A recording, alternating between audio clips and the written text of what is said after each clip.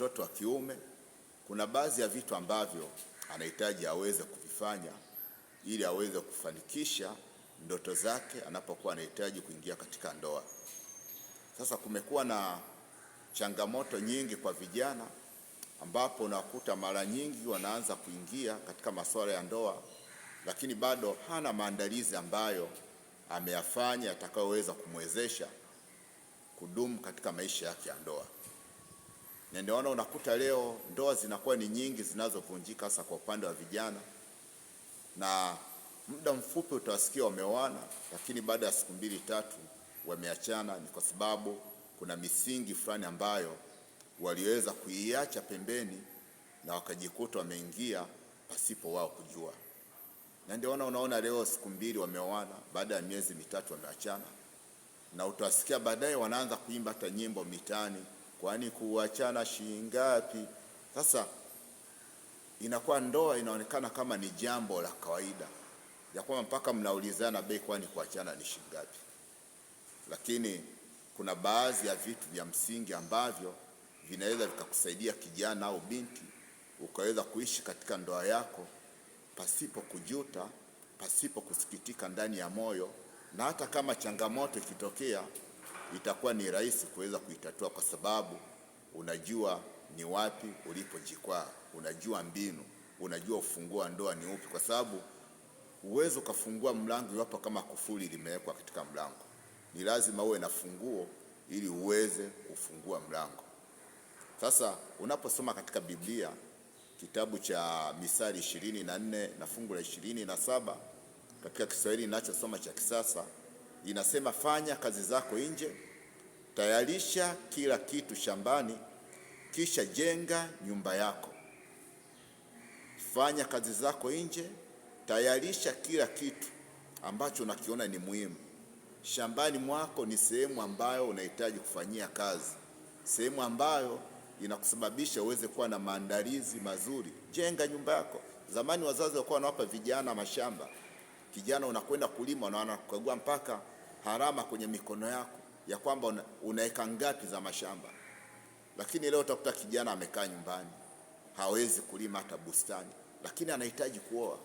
Sasa unapohitaji kuoa, ya kwamba huyo mwenzako unayehitaji kuishi naye katika nyumba, ni vitu gani ambavyo utampa? Chakula kitapatikana wapi? Unaona? Kwa hiyo kuna vitu ambavyo kama kijana unahitaji kuzifanya. Jambo la kwanza, chagua fikra za maendeleo. Tafakari juu ya nguvu zako za kiuchumi. Je, unataka kuoana na huyo mtu unayehitaji kuoana naye anakula chakula cha nani? Na hicho chakula kimepatikana wapi? Kwa hiyo maisha ni matokeo ya kile ambacho unakiishi. Unapochukua maisha unajumlisha na matumizi yako ambayo ni talanta yako, ambayo itakuwezesha kuweza kufanya kazi zako kwa ufasaha.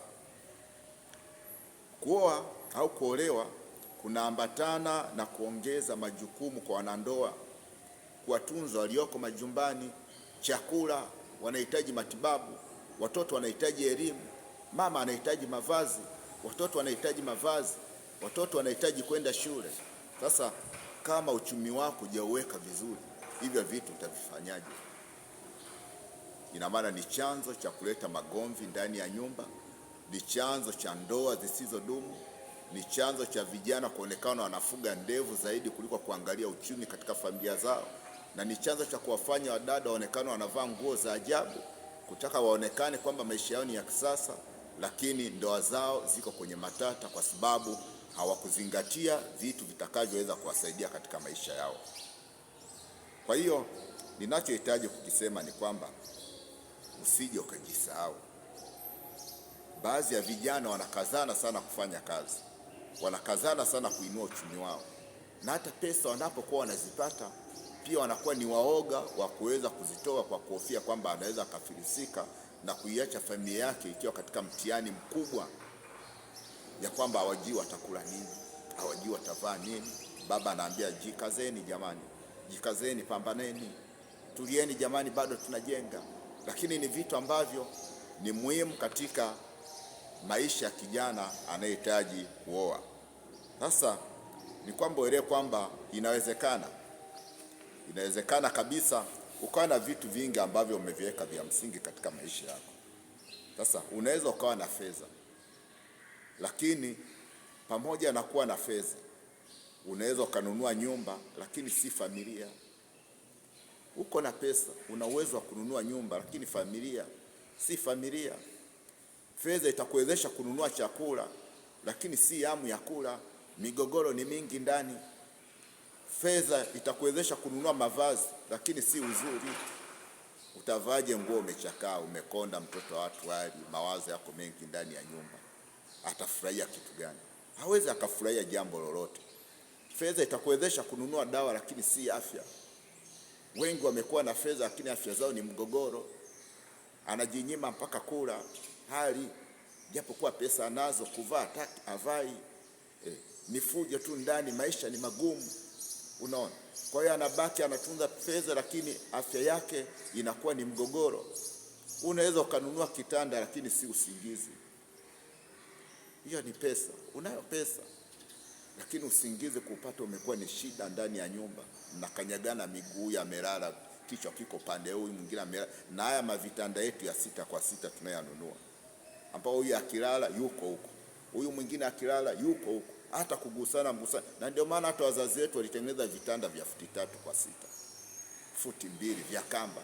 Hata kama mkikosano ya kiteremka kiwa mnakutana katikati. Lakini leo ni vitu ambavyo tumevisahau katika maisha yetu. Tunaona kwamba ni vitu vya kawaida, ni vitu ambavyo tunaviona kwamba havina msaada. Lakini kuna ndoa ambazo zina kila kitu, fedha si tatizo, lakini wanandoa hao hawana amani wala furaha. Fedha kamwe haiwezi kukupatia mwenzi mwema. Bila shaka matajiri wangekuwa na furaha kuliko maskini. Fedha ni mbaraka kwa wale wenye tabia nzuri. Nakuta mtu ni tajiri lakini unasikia wanapeana taraka.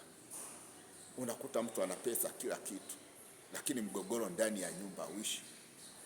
Kwa hiyo unaweza ukaipata pesa lakini usiwe na mpango mzuri wa kuweza kuitumia katika familia yako, na ukasababisha familia ikawa ni hoi, maisha yakawa ni magumu. Una pesa lakini unalala chini, una hata kitanda.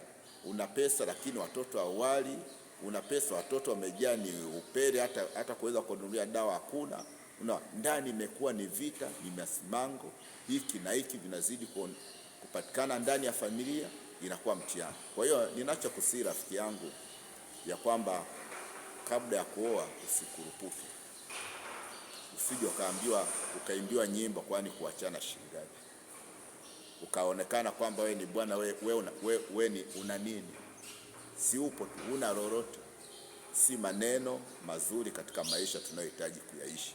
Ukiwa ni binti, angalia kwamba huyu mwanaume ninayehitaji kuishi naye, je, ana uwezo wa kujirisha? Sasa kama hana uwezo wa kujirisha, wewe atakuhudumiaje? Hawezi akakuhudumia. Usifurahie tu kuonekana kwamba nina mwenzi, nimepata mtu wa kuishi naye. Na shida ni pale yanapoonekana ni magumu, mnapoanza kuonjeana kabla mjaoana, ndipo inapokuja changamoto.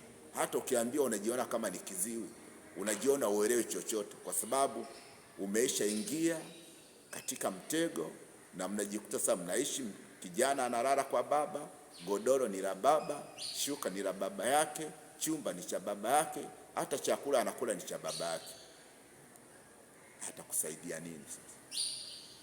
Kwa hiyo ninasihi kwamba tusije tukatafuta laana tunapokuwa tunaishi katika maisha ya ndoa. Ni lazima tuishi katika maisha ya kumtegemea Mungu, maisha yenye mipango, maisha ambayo hayatamfanya Mungu wetu atukanwe. Mungu apate kuwabariki. Bado nitakuwa na masomo mengi ambayo nitaendelea kuongea na nyie.